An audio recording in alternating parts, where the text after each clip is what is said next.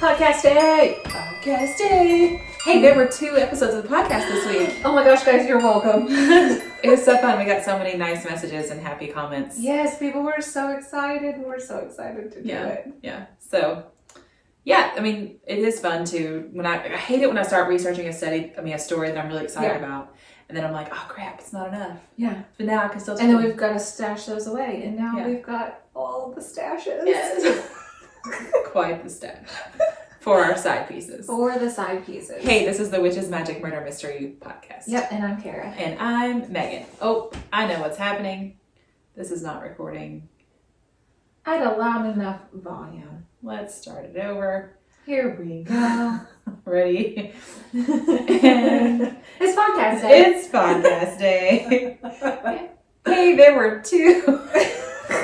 We just have to pretend that we're just having this conversation for the first time because the microphone messed up. Yeah. But Kara, did you know that there were 2 podcast episodes this week? Oh my gosh, Megan, did you see how excited people were to have 2 podcast episodes? It was really fun. It was. It's kind of like when we started this podcast and I was like, I wonder if anybody will listen. And now we have 2. I know. Whatever. And then, so we did these and I was like, I wonder if anybody will notice that we did a second episode. And people did. It was really exciting. You all did. That's what all of them. I know. I'm having some issues here. Technical difficulties. Did I already say this is the Witches? No, that was the last time. This is the Witches, Magic, Murder, Mystery podcast. And I'm Kara. And I'm Megan. Yeah. I think we should mix it up one day and maybe I'm Megan. Yeah. And everybody be like, what? What's happening? Who have we been listening to? If they're on the YouTube video, they'll be especially like, what? Wait. What which one's which? I tricked you all They this don't even know whole anymore. entire time. It's wonderful, isn't it, guys? Yeah, so it's fun for the side piece episodes to get to, when I start researching a story, I found 5 different ones yesterday that I started researching and I was so excited about. And then it's there's 2 pages of material here, which won't take up enough time at all.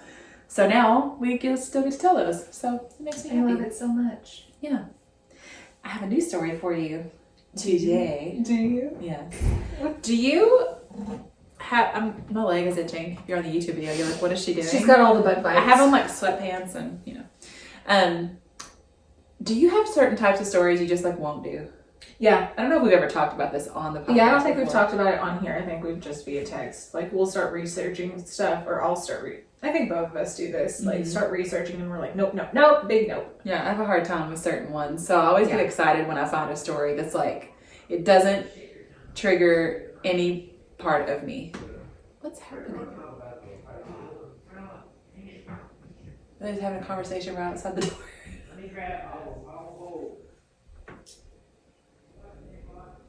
No big deal, guys. We're just trying to record a podcast. Just pause for this brief interruption. Should I shut that door? It's possible. I don't know if you'll still. I guess we usually do shut that door. Hey, YouTube.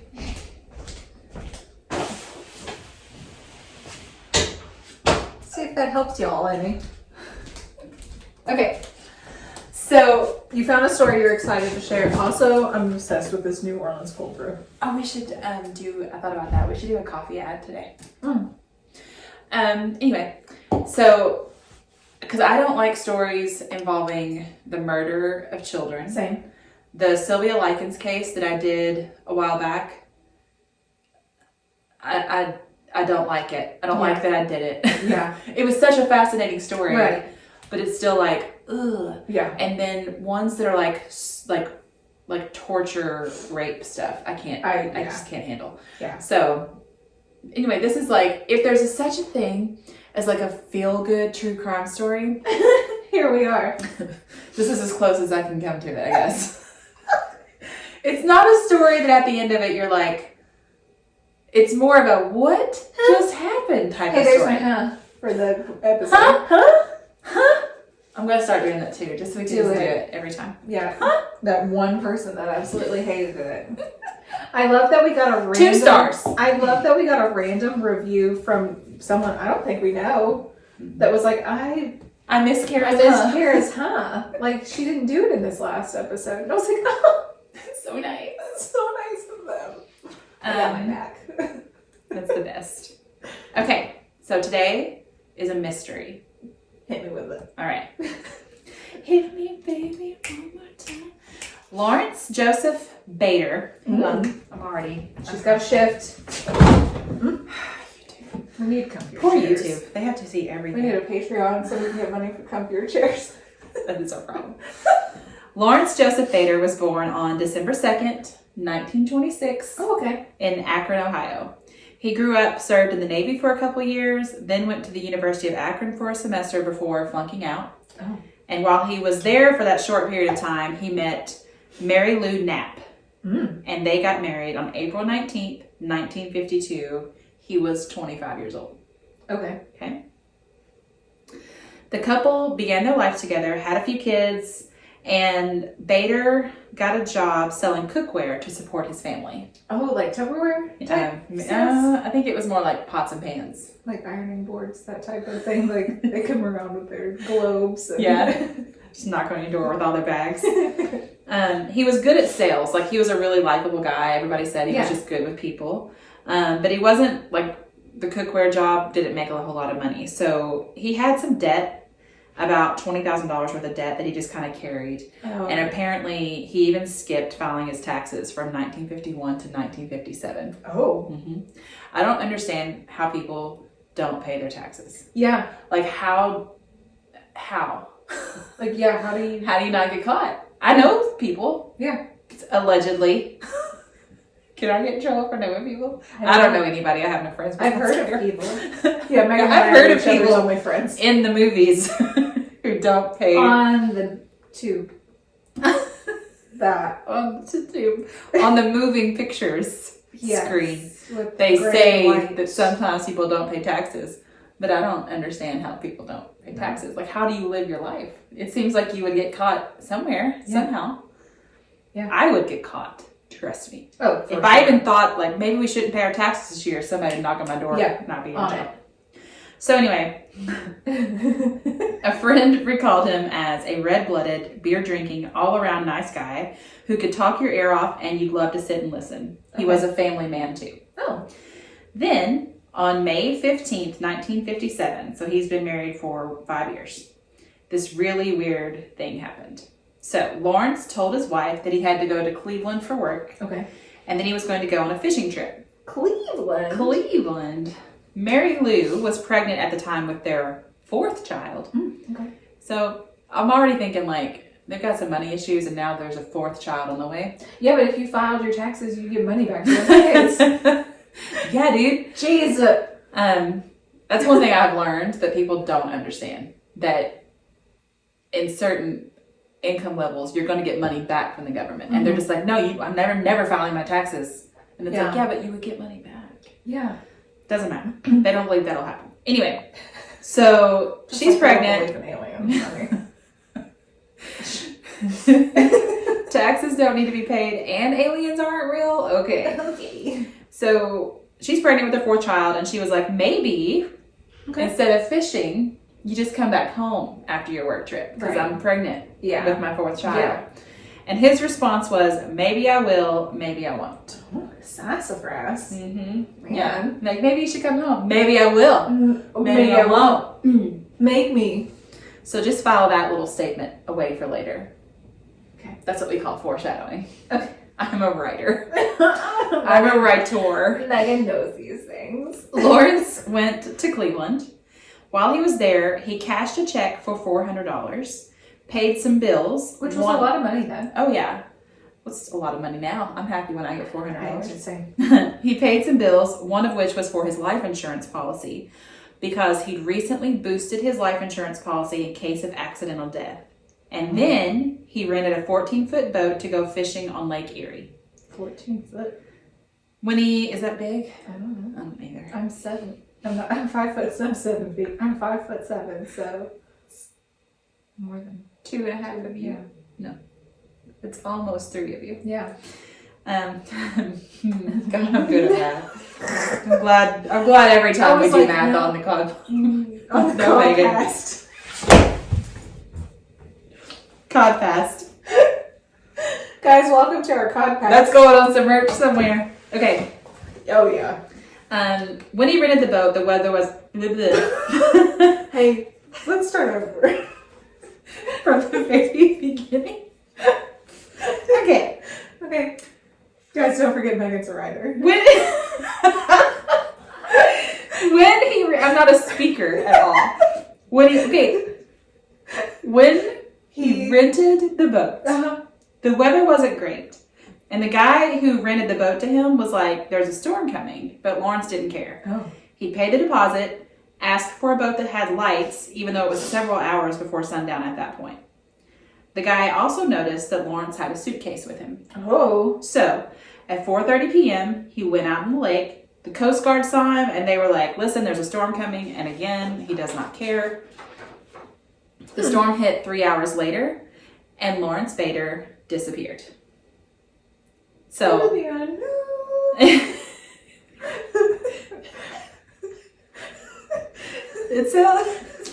It sounds like kind of a boring story. Like, it seems really obvious what happened to him.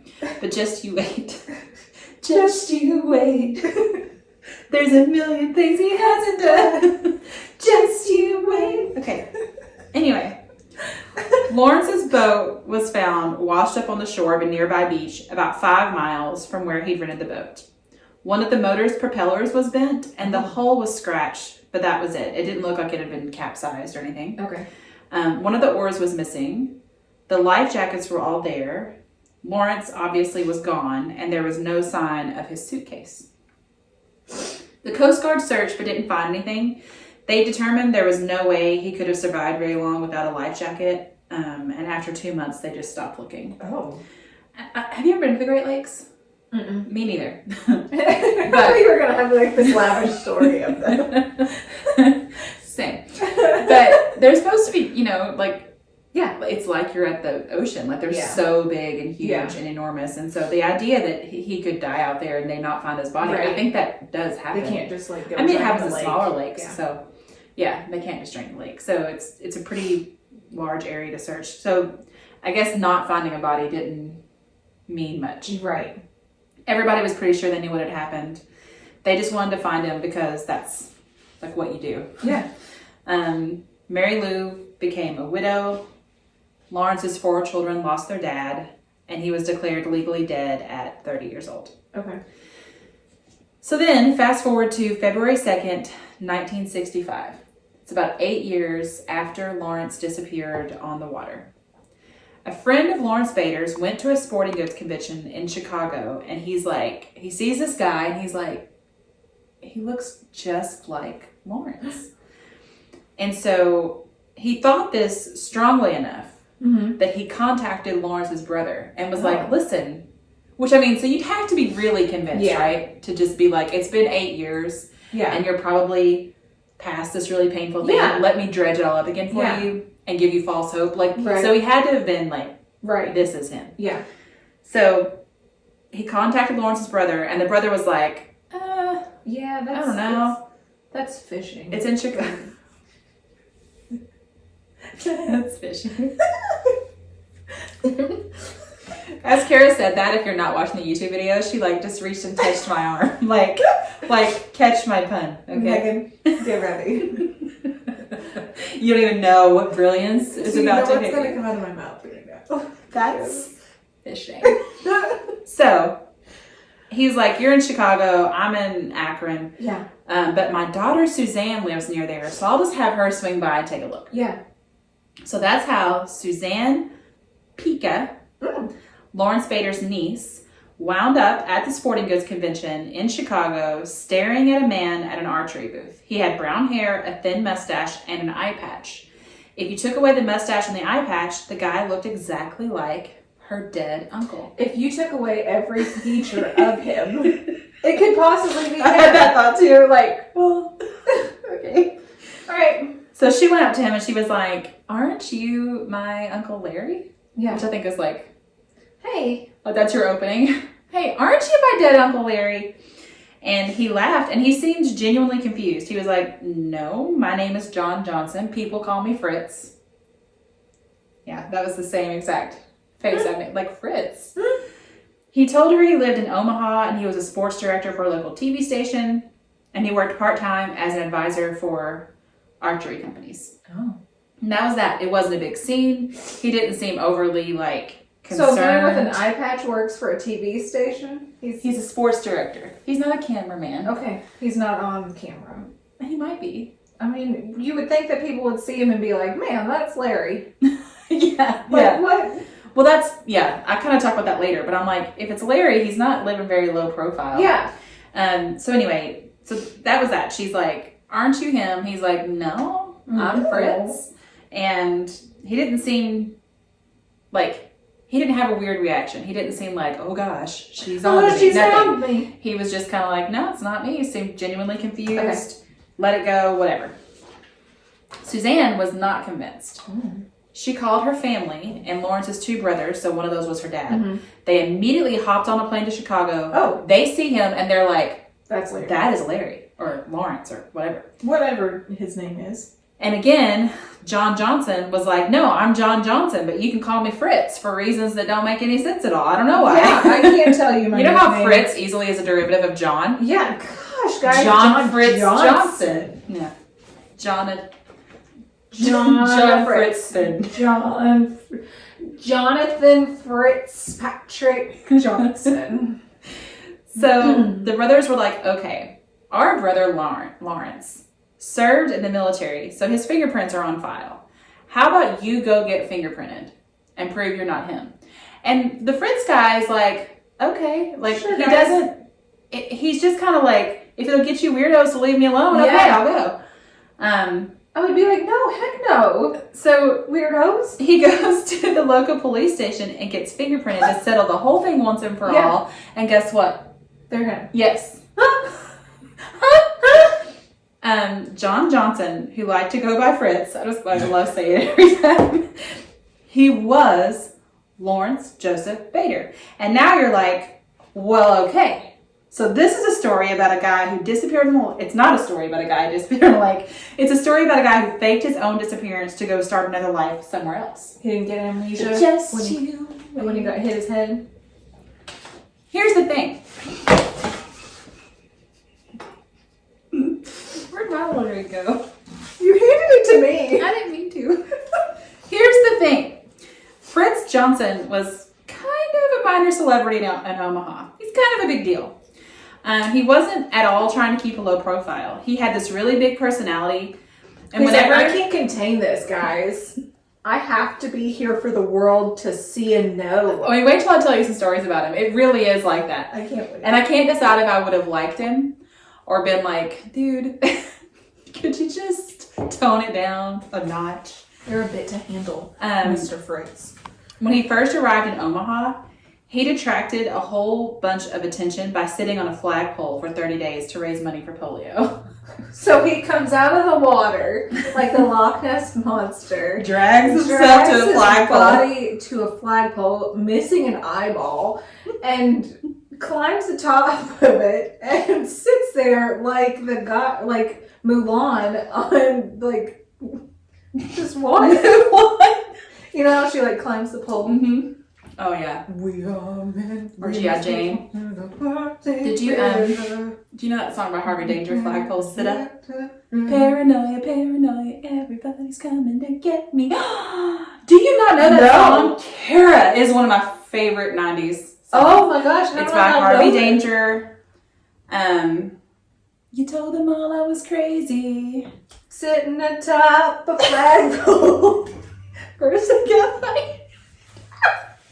I was like, oh, that's not. no. Okay, everybody go listen to Flagpole Sit Up Sit up. by Harvey Danger and just thank me later. It's fantastic. It's one of those songs you'll just like bop all around the room in.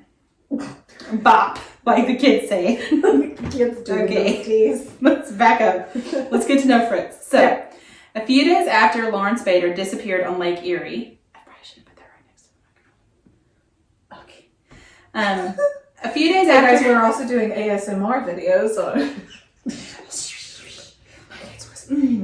A few days after Lawrence Bader disappeared on Lake Erie, John Johnson showed up in Omaha, Nebraska. He was trying to get a bartending job.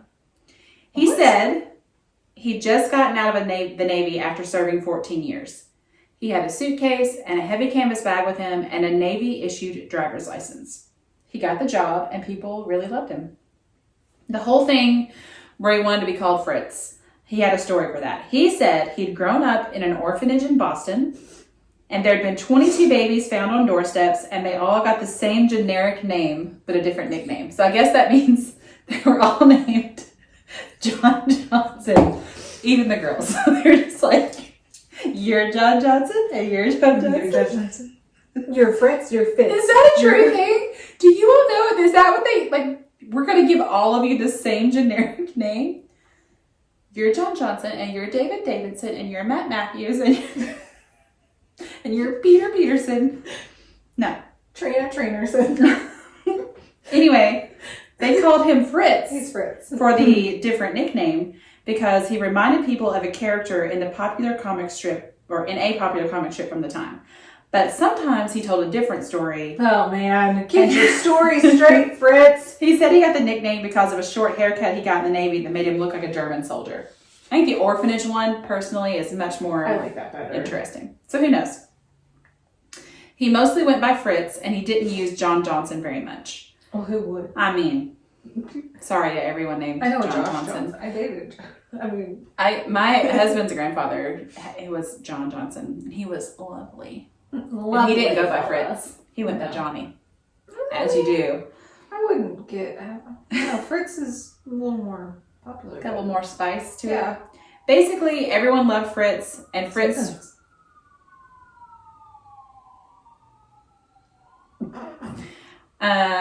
Basically, everyone loved Fritz, and Fritz was described as the type of person who found joy in virtually everything.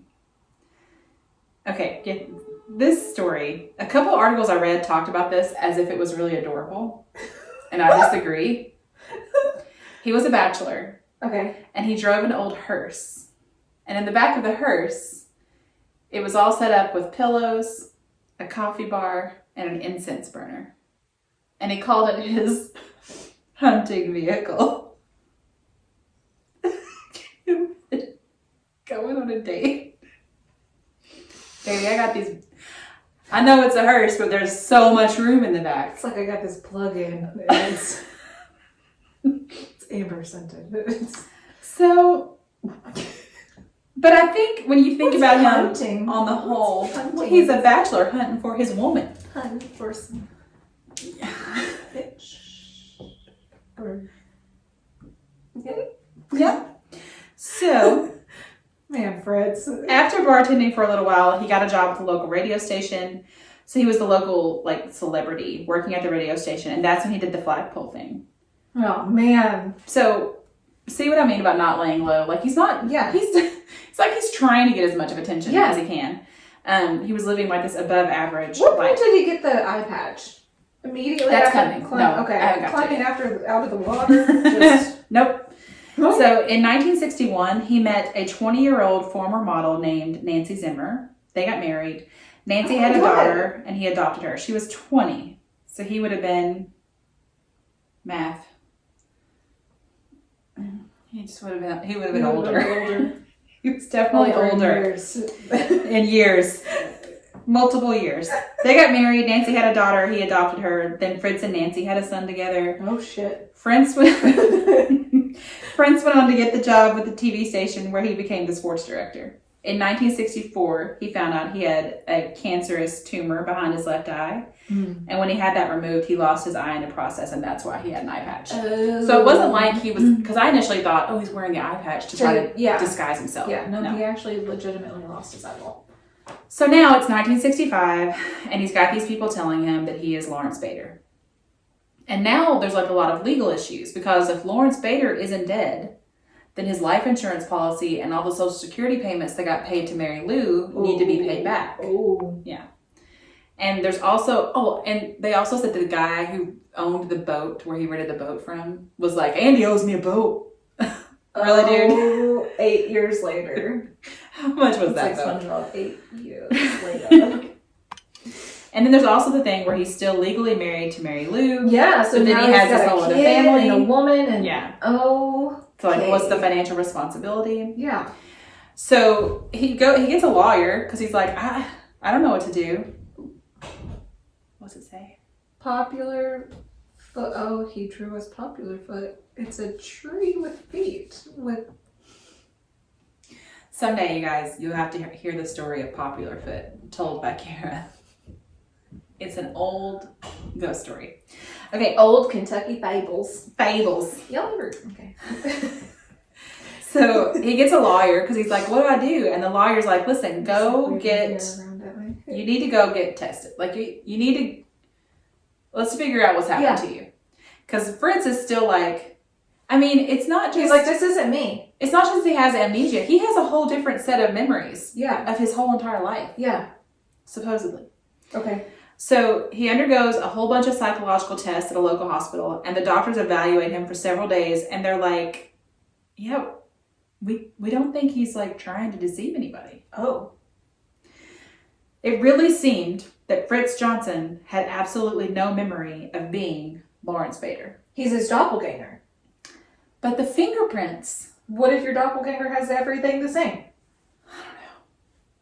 So he told the Akron Beacon Journal, he said, I am John Fritz Johnson, and I have never heard of this Bader man until this matter came up.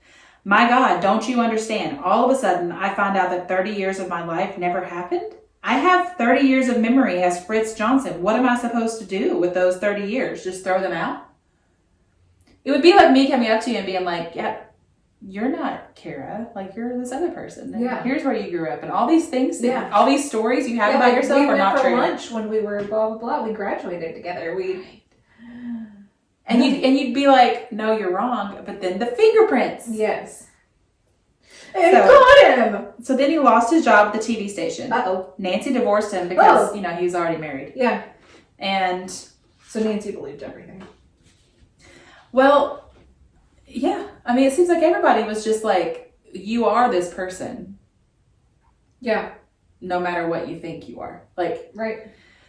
He went back to bartending because that's all he could do, and he paid child support to both Mary Lou and Nancy. Oh. Mary Lou waited several months before she finally met with him, and when she did, she brought their 4 children. He insisted that he was nice and friendly and whatever, but he was like, I don't remember anything about this. I don't remember you. I don't remember the kids. To him, they were strangers. Yeah. Also, just a side note, Mary Lou had been dating, and she'd accepted a marriage proposal from someone else, but then found out Lawrence wasn't dead. So she couldn't marry the new guy. Like, she was a devout Catholic. Oh. So this was like, we're married. Yeah. So. Well, I think because she's a devout Catholic, like, even if they're divorced, like, number one, they shouldn't have been divorced if she's that devout. But also, I think she's not allowed to. Like, I think I'm not Catholic. I'm not good at. Come at us. But I think she's like not allowed by her rules if they're super devout to get remarried as long as he's alive. Oh. I'm hopeful he will eventually remember, she said. He's convinced himself that he doesn't recognize anybody. So that was what she thought. She thought he really believes it, but he's wrong. Right. Then in 1966, Fritz's cancer came back, and he died that September at the age of 39. Oh, he had 2 funerals, one in Omaha and one in Akron. It's like Fritz died because they all knew this one person. Yeah, and then Larry died. He was buried in the family plot in Akron as Lawrence Joseph Bader. His obituary in Akron's Beacon Journal said the following: It's all over now. There is no tomorrow for the man who claims not to remember the past. All that remains is the mystery. So, to this day, there's not a general consensus on what exactly happened. Like, did he have some kind of injury during the storm that led to this amnesia? Right. Or did he willfully plan to disappear and start a brand new life? And then he just started believing all of the memories. But it was only 8 years. There's a thing called dissociative amnesia, where a person has no memory of their life due to some sort of trauma or stress. And they may invent like a new personality or settle in a new area and have no memory of how they got there. But, so it can happen. Yeah. It's just unlikely that Lawrence, Fritz, whatever, would be in that sort of condition for as long as he was. Oh, yeah. It's unlikely, but it's not impossible. Yeah. There's also a theory that, like, the removal of the tumor somehow impacted his memory. Like, maybe at one point he did know how Lawrence Bader became Fritz Johnson, but the surgery made him, like, it messed with him so much that he just no longer had that. Yeah. And he was just like, this is who I am Fritz Right. Johnson. Yeah. And like piece together just memories of like movies or friend Yeah. stories and stuff. Whoa. Or lost his long term. Yeah. Just remembered the short term, Yeah. which is the stories he'd made up. He'd been telling people. I know. So that's it. That's the end of the story. Whoa. But it is very like, what? Or was he just that good at faking it? Yeah, That he could trick the doctors and. I mean, I wonder in the 60s, like what kind of equipment and tests did they have to run to check? Did they not hypnotize him? And then what if, is there any chance the fingerprints were wrong? But like, what are the odds that Yeah, you like, would how look did- exactly like the guy and your fingerprints would be Like that what kind of similar? fingerprint analysis was there? Like how were I they don't know. scanning them? I guess just Was it piecing them visual? on top of each other? This is 60s. It seems like it wouldn't be that, Far from yeah. how advanced we are now. So yeah, Whoa. what do you think? I don't know. I don't either. I mean, I think it is possible that he had amnesia if he did wreck in his boat. But why was he taking all his stuff with him? Right. Why did he have a suitcase? And then the whole thing where he had just upped his life insurance policy. It's like he Yeah. knew. So He wanted to leave them in a comfortable position. but he just didn't want to. He just wanted to check out of his life. So where, if that is But then the his- case, like if the boat turned up somewhere random, like did he just swim across to like wherever he planned? Or did he just like take the boat but like not tie it up and just like push it off to I where it don't would know. float wherever? Did I mean, the somebody Coast Guard else come saw pick him on the up? water. Yeah. So he was definitely in the boat out there at Right. some point. And then I wonder if that's why he wanted a boat that had lights on it. Yeah. I don't know. It's really weird. That's very weird. And did he go on a day when it was stormy on purpose? Like, did he Right. know there was going to be a storm? So that they could claim it was an accident? So wild. That's so crazy. So, yeah, that's it. Whoa. That's the end of the story. Whoa. I know. But it's one of those that, like, we're never going to know. Yeah. Just got to think about it forever. I'd love to hear your theories if you have theories. Yeah, please share with Or us. if you just happen to know any personal details about this. Oh, yeah. I always want to hear those. If you're If you related. ever have some kind of tie to any story we Oh, tell, yeah. just go ahead and assume that we're going to be mad at you if you don't contact us. What is it? So many degrees to Kevin Bacon? 6. 6, yeah. Mm-hmm. Here we go. So yeah, that's it. That's our story for today. Thank you We guys love for you listening. guys so much. Yes, you can find us on Instagram Mm-hmm. at Witches Magic Murder Mystery. You can email us at witchesmagicmurdermystery@gmail.com. You can find us on YouTube. Yep. You can find our Facebook group, which is Yep. the Witches Magic Murder And Mystery Podcast Discussion And Group. please answer all the freaking questions. I think There's like I think 5 now they're more saying there. no, that they don't listen on purpose. I On think you're purpose. all messing with us, which is fine. You just get to That sit just in makes that me one like corner. you even more. You just get to sit in that corner though. Yeah. Okay. Thanks for listening, and we will talk to you Tuesday. Tuesday, stay tuned for our side pieces. Goodbye. Goodbye.